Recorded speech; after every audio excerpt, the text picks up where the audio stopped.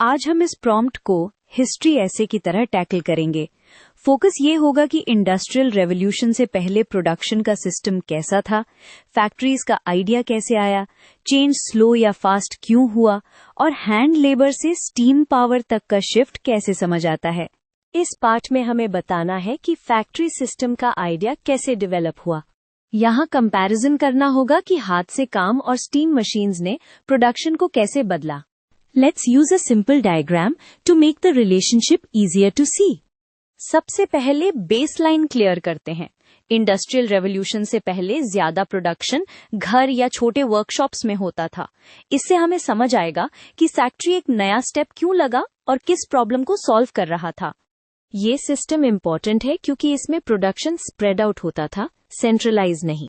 अब सोचो इस सिस्टम की लिमिट क्या थी। कंट्रोल और स्पीड। मर्चेंट के लिए क्वालिटी चेक मुश्किल, सप्लाई इरेगुलर और आउटपुट बढ़ाना स्लो। इसी प्रेशर से लोग ऐसे सेटअप की तरफ गए जहां मशीन्स, वर्कर्स और सुपरविजन एक ही जगह। स्टैंडर्डाइजेशन की प्रॉब्लम फैक्ट्री मॉडल को पुश करती है। अब आते हैं coming up of the factory पर। फैक्ट्री बेसिकली एक ऑर्गेनाइजेशनल चेंज भी था और टेक्नोलॉजी का इफेक्ट भी। जब मशीन्स आईं, उनको चलाने के लिए पावर और मेंटेनेंस चाहिए होती है, जो घर घर में करना प्रैक्टिकल नहीं होता। इसलिए प्रोडक्शन को एक प्लेस पर कलेक्ट करना लॉजिकल बन गया। फैक्ट्री का कोर आइडिया ही कंट्रोल और कंसिस्टेंसी बढ़ाना था।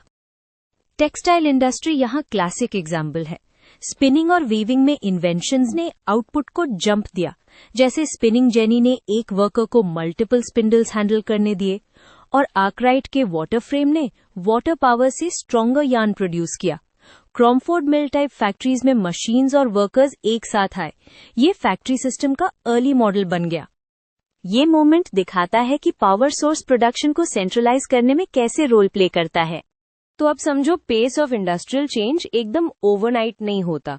शुरुआत में इन्वेंशंस आती हैं, पर उनका स्प्रेड स्लो होता है क्योंकि मशीन्स कॉस्टली होती हैं, स्किल्स और रिपेयर नेटवर्क्स चाहिए और ओल्ड सिस्टम भी पैरेलल में चलता रहता है। तो पेस अनइवन होता है, कुछ सेक्टर्स फास्ट, कुछ स्लो। यही रीजन है कि पेस को स्लो टू फास्ट ट्रांजिशन की तरह देखते हैं। अगर तुम टाइमलाइन सोचो तो 1700s में फाउंडेशंस बनती हैं, लेट 1700s में टेक्सटाइल्स और पावर में ब्रेक थ्रूज आते हैं और 1800s में स्टीम और ट्रांसपोर्ट से एक्सेलरेशन होती है। इस टाइमलाइन से आंसर में फैक्ट्स एंड इवेंट्स वाली डिमांड भी सेटिस्फाई होती है। स्टीम को प्रैक्टिकल और एफिशिएंट बनाना यही टर्निंग पॉइंट बन जाता है। अब लास्ट थीम है हैंड लेबर और स्टीम पावर। हैंड लेबर का मतलब सिर्फ स्लो नहीं होता, उसकी स्ट्रेंथ भी होती है। स्किल्ड आर्टिजन्स फाइन क्वालिटी और कस्टम वर्क कर सकते थे।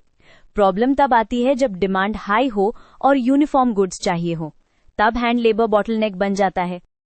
यही लिमिटेशन इंडस्ट्रियल ग्रोथ के अगेंस्ट जाती थी। स्टीम पावर यहाँ गेम चेंजर इसलिए है क्योंकि ये लोकेशन डिपेंडेंसी को तोड़ देता है। वाटर मिल्स को रिवर के पास होना पड़ता था, पर स्टीम इंजन को कोल सप्लाई के आसपास या सिटीज के करीब यूज किया जा सकता था। इससे फैक्ट्रीज का एक्सपेंशन इजी हुआ और आयरन कोल ट्रांसपोर्ट जैसे सेक्टर्स भी बूस्ट हुए। इस चेंज ने फैक्ट्री लोकेशंस और स्केल दोनों को एक्सपैंड कर दिया। अब तुम्हारा फाइनल आंसर एक क्लीन स्ट्रक्चर में लिखा जा सकता है। पहले प्री इंडस्ट्रियल सेटअप डिफाइन करो, फिर फैक्ट्री का राइज रीजंस और एग्जाम्पल्स के साथ, फिर पेस ऑफ चेंज के रीजंस और एंड में hand labour versus steam power का कंपैरिजन विद इम्पैक्ट। ऐसे तुम प्रॉम्प्ट के सारे हेडिंग्स को कवर कर लोगे विद फैक्ट्स एंड इवेंट्स। यहाँ तुम क्लियर कंपैरिजन देकर प्रॉम्प्ट को डायरेक्टली आंसर करते हो।